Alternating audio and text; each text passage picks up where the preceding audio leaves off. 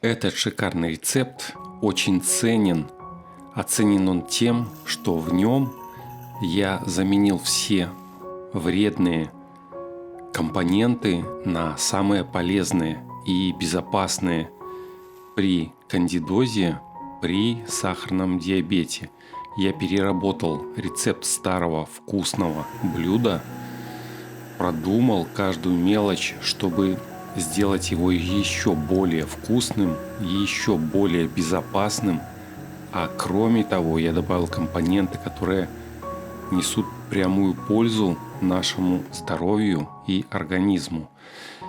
Хочу познакомить вас с своим любимым рыжиком, а других своих животных покажу чуть далее в рецепте. Всем привет, друзья! Меня зовут Валера, и вы на канале Художник на кухне. И вот я добавляю тот самый компонент, который прекрасно очищает организм, наш ЖКТ, удаляет чувство голода, и это псилиум, семена и шелуха подорожника. Кроме того, эти семена очень хорошо впитывают лишнюю влагу, которая нам не нужна в данном рецепте. Я беру немножко разрыхлителя, 10 грамм. Туда же отправляется 5 грамм корицы.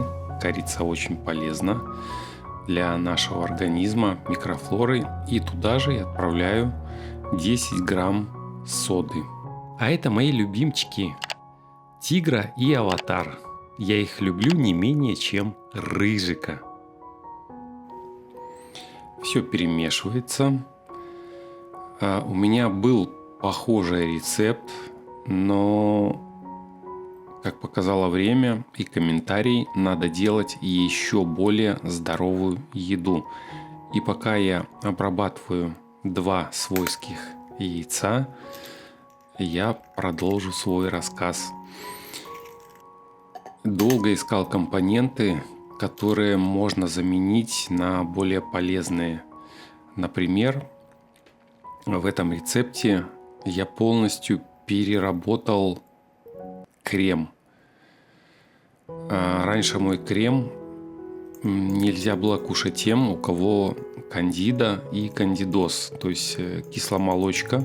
В этом рецепте нет кисломолочных продуктов. И я их заменил в данном случае. Вот это вот кокосовые сливки. Вот такая полезная штука. Или же можно взять жирное кокосовое молоко, но предварительно, обязательно подержав его в холодильнике ночь. Потом, не встряхивая, надо отделить водичку, которая внизу, она нам не нужна. Ее можно выпить от верхней части сливок. И вот эти сливки густое, вот это именно мы и берем, добавляем к яйцам. Вот, крем тоже будет совершенно новый, поэтому через буквально короткое время вы увидите, насколько изменился рецепт, но вкус остался шикарен, хотя компоненты практически другие.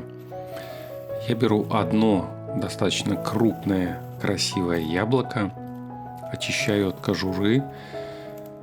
Показал опыт, что в рецептах лучше очищать от кожуры продукты. Мой опыт показал. Интересно, какой опыт у вас в данном направлении. Интересно будет почитать в комментариях. Интересно почитать в комментариях, кто вам понравился больше, котик или песики. И пока я разделываю яблоко, я хочу узнать, друзья, из какой страны и из какого населенного пункта города вы смотрите данный полезный и вкусный десерт. Очень приятно осознать, куда залетел данный рецепт и из какой точки мира его смотрят люди. И ваша обратная связь является для меня стимулом снимать для вас, искать и думать над новыми, полезными, вкусными и простыми рецептами. Поэтому ваше внимание в виде лайка и комментария, а также подписки очень ценно для развития этого канала и появления новых видео. А далее, друзья, нам надо яблоко измельчить в максимально мелкую консистенцию. Для чего? Для того, чтобы крупные кусочки не утяжеляли тесто, не делали его в виде кирпича.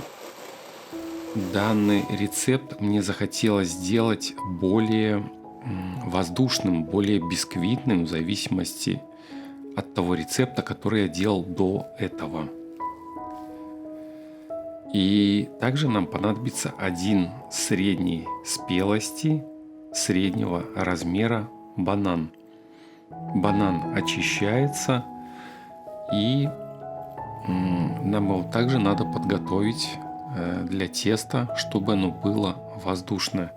Далее, забегая вперед, скажу, что есть несколько секретов получения хорошего результата данного рецепта. И потихоньку я вам буду их рассказывать в данном рецепте.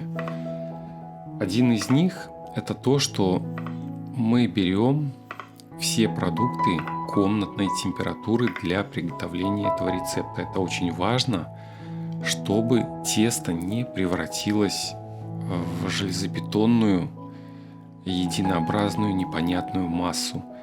Нам наше тесто надо наполнить воздухом перед выпеканием. И, как я уже сказал до этого, первое, нам надо максимально измельчить компоненты, чтобы они не оседали и не утяжеляли наше тесто. Второе, мы берем комнатной температуры продукты за исключением сливок. Сливки и еще один ингредиент, который будет далее у нас в рецепте, они берутся холодные. Сливки берутся прямо кокосовые, имею в виду сливки, и кокосовое молоко берется прямо из холодильника. Далее банан с яблоком перебивается в максимально мелкую консистенцию. Вот посмотрите, какой красивый насыщенный цвет. И отправляется у нас к взбитым яйцам. Интересно, друзья, а как вы делаете подобные рецепты? Интерес у меня в том, что я решил полностью уйти от пшеничной муки, содержащей глютен. Полностью в этом рецепте нет глютена, нету сахара, нет даже сахарозаменителей. И долго думал, какую муку можно использовать вместо вредной глютеновой, пшеничной. И я одно время готовил на ржаной муке, но ржаная мука для меня тоже оказалась тяжелая. Далее в рецепте у нас идет изюм. Изюм является тоже утяжелителем данного теста, и он обычно оседает. Так вот, я расскажу один секрет, чтобы он не оседал, не превращал наше тесто в кирпич, пока я его замачиваю в соде и воде и очищаю от диоксида серы. Все сухофрукты поставляются к нам, опрысканные диоксидом серы, которые, в общем-то, не хочется кушать и отправлять в наш организм. После промывания надо просушить изюм. Это я делаю при помощи бумажного полотенца. 2 слоя внизу, 1 слой сверху. И наш изюм уже готов. Так вот, секрет в том, что изюм мы отправляем на поверхность сухого теста. Как вы видели, поверхность теста была сухая. Изюм должен обваляться в муке, прежде чем он вводится во влажные слои теста, чтобы он не оседал. Вот такая тонкость. И пока я беру половиночку лимона, отжимаю из нее сок, расскажу вам еще один секрет.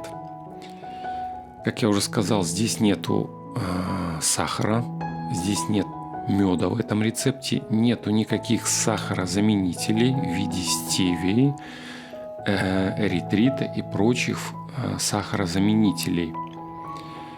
Но здесь есть база, которая делает этот рецепт вкусным и не пресным, делает его сладким, достаточно сладким. И это делают 3 компонента: яблоко, банан в количестве 1 штуки и изюм, горсть изюма. Все, других сладких компонентов здесь нет. Я смазываю форму сливочным маслом, но делаю это я для не соприкосновения с тестом, чтобы его легче достать, а для того, чтобы пергаментная бумага лучше держалась. Вот такая вот фишка, потому что пергамент постоянно отстает, постоянно куда-то слазит. И кроме того, когда мы будем выпекать, там тоже есть один секретик при выпекании,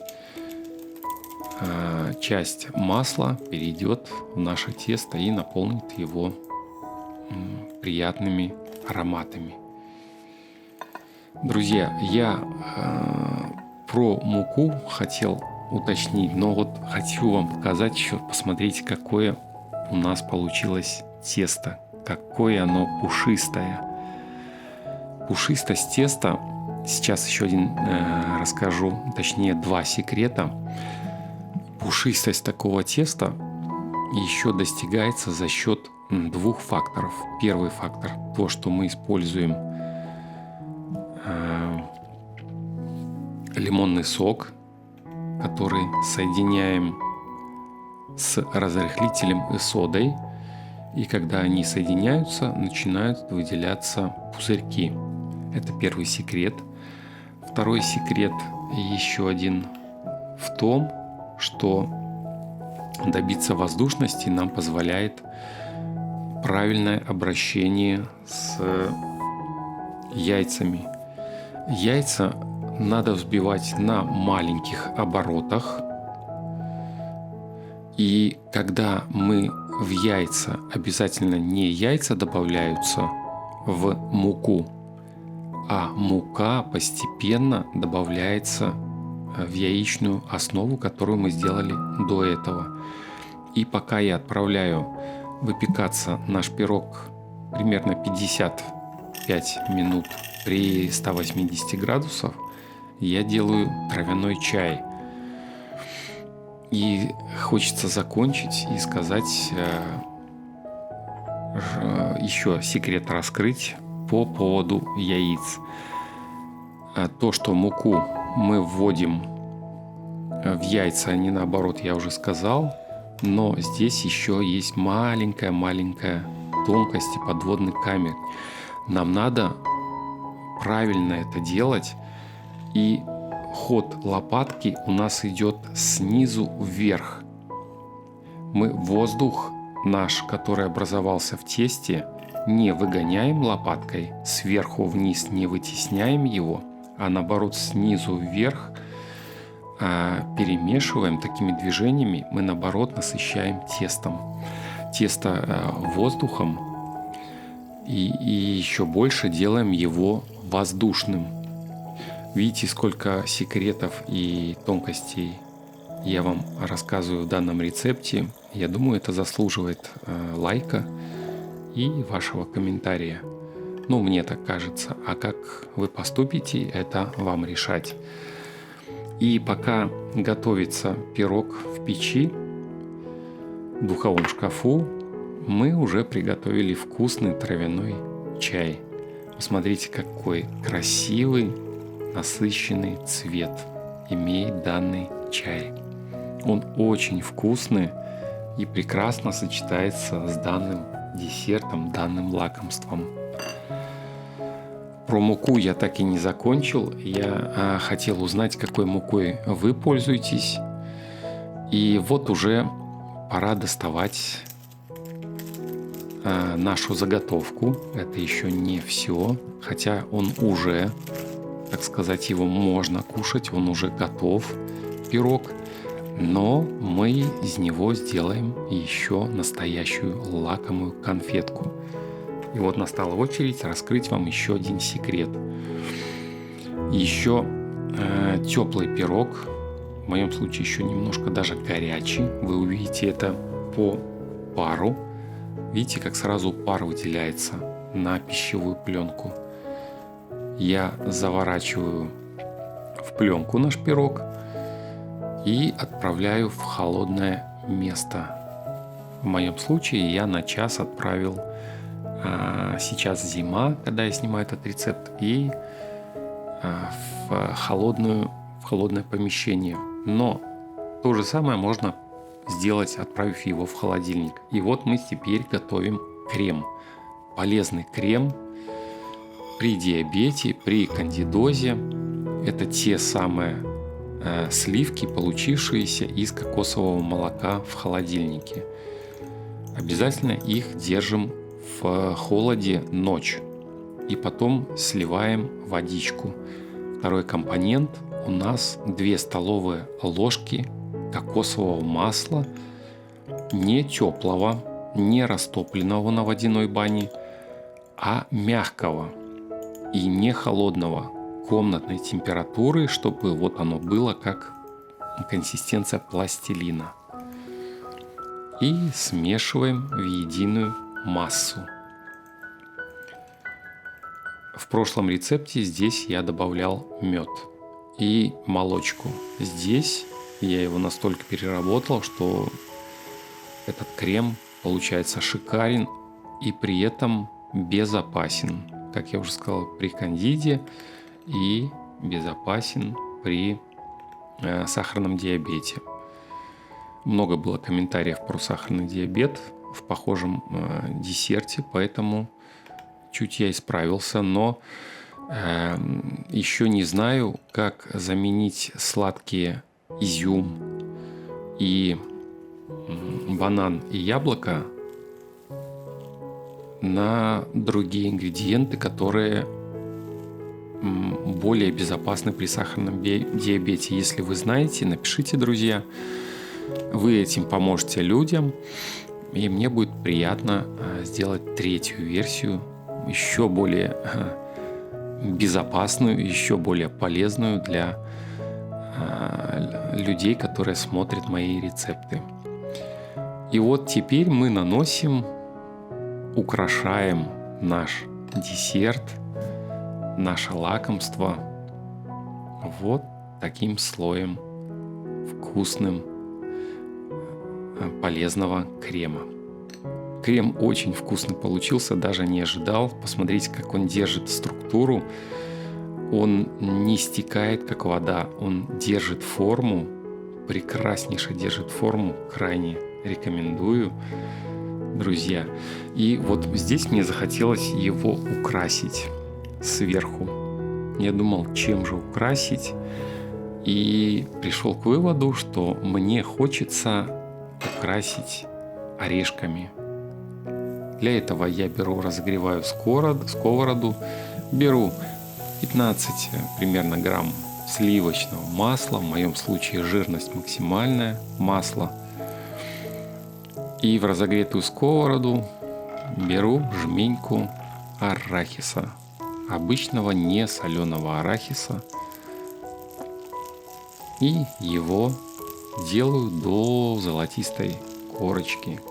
Готовится у нас Так я и не спросил у вас, какой мукой вы предпочитаете пользоваться, на какую муку, возможно, вы перешли, от какой получаете удовольствие, а какой мукой недовольны. Пока я добавляю щепоточку соли. Буду рад почитать, не только я буду рад. Я думаю, этот вопрос интересен и другим подписчикам, которые смотрят рецепт этот и читают комментарии. Им тоже будет интересен ваш опыт, ценный опыт. Далее, при помощи сухого полотенца нам надо убрать лишнюю влагу, лишнее масло. Это делается вот такими движениями. И плюс я немножко кулаком раздравливаю крупные фрагменты арахиса. Арахис, как по мне, показался сильно крупноват, поэтому я решил отправить его на разделочную доску и за считанные секунды превратить в более мелкую массу для посыпки на наше лакомство. Мои любимые родственники кушали данный рецепт. Они всеядные, они кушают все обычное. И я думал, что этот рецепт будет для них пресный, потому что здесь нет подсластителей, нету меда, нету сахара. И на мое удивление, они сказали, что им тоже понравилось, что десерт получился не пресный, а очень даже приятного вкуса. Это было для меня открытие. Вот, друзья, наш рецепт плавно завершается, и сейчас будет та самая стадия, где мы будем разрезать и смотреть, насколько наше тесто наполнилось пузырьками, насколько оно стало не похоже на слипшийся кирпич. По-моему, выглядит аппетитно. И по 10-бальной системе от единицы это ужасно, до 10 это я хочу приготовить, я бы с удовольствием посмотрел ваши комментарии под этим рецептом с оценочками, насколько у вас есть желание готовить данный рецепт и наслаждаться вкусным и, главное, полезным вкусом данного десерта. Далее, как вы видите, я разрезаю кусочки, и мы видим основу.